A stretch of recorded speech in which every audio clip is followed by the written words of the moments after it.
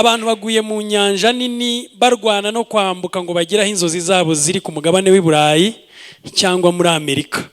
Avuga ati ningira amahirwe nkakandagizaho ikirenge cyanjye ubuzima bwanjye burahinduka.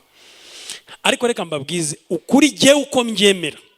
Ntabwo nkunda kujya impaka n'abantu ngo mubwire numve natwara umwanya munini njye impaka. Mubukura ku kintu yemera ngira ngo yemere icyo jye nemera. Dushobora no kubana mbizi yuko wewe wemera ibige nemera ibi kandi tukabana. Tunyuranyije ibyo twemera ngenzi ko hari abantu bemera ibintu jewe ntemera. Kandi nibivuze ko ari abanzi banjye.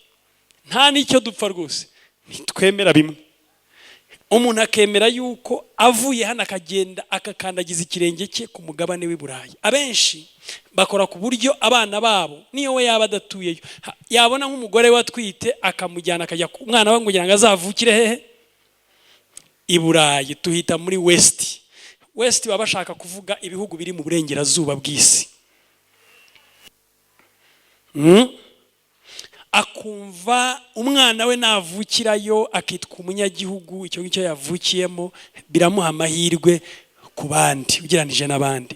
Ntabwo mbihakana ariko mfite ibyo nemera. Noneho nemera yuko ubaye mu iteraniro nk'iri ngiri ririmo kubaho kw'Imana, ndababwiza ukuri, ryakwinjira mu buzima bwawe, byahindura ubuzima bwawe. Hari amahirwe menshi yuko ubuzima bwawe bushobora guhinduka mu buryo ubwo ari bwo bwose.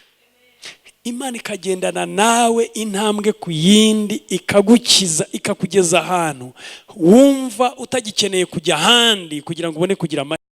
Imana irashaka ko tugira umutima utinangiye.